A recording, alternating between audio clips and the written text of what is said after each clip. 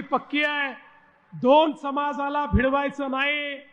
अरे इंग्रजांची नीती हीच तर होती, इंग्रजांनी आपल्या समाजाला त्या ठिकाणी एकमेकाशी त्या ठिकाणी झुंजवत ठेवलं, या समाजाला विभाजित ठेवलं आणि म्हणून इंग्रजांनी राज्य केलं। आपल्याला सगळ्यांना सोबत घेऊन राज्य करायचं आहे, त्यामुळे याचं काढायचं त्याला द्यायचं ही नीती आमची नाही। आणि म्हणून परवा मराठा समाजाच्या हिताचा विचार करताना ओबीसी समाजाचं अहित होणार नाही याला आम्ही प्राधान्य दिलं आणि तशाच प्रकारचा निर्णय आम्ही केला। आणि मला आपल्याला सांगितलं पाहिजे, विशेषतः मराठवाड्यामध्ये इंग्रजांचं शासन नव्हतं। मराठवाड्यामध्ये 1948 पर्यंत निजामाचं शासन होतं।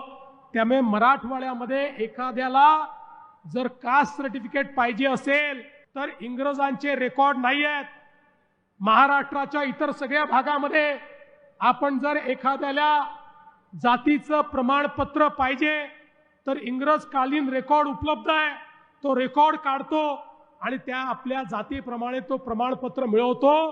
पण मराठवाड्यात ते मिळत नव्हतं, कारण मराठवाड्याचे सगळे रेकॉर्ड हे हैदराबाद गॅझेटमध्ये होते आणि म्हणून आपण इंग्रजांचे रेकॉर्ड उपलब्ध नाही म्हणून हैदराबादचे गॅझेटमधले रेकॉर्ड चालतील अशा प्रकारचा निर्णय घेतलेला आहे।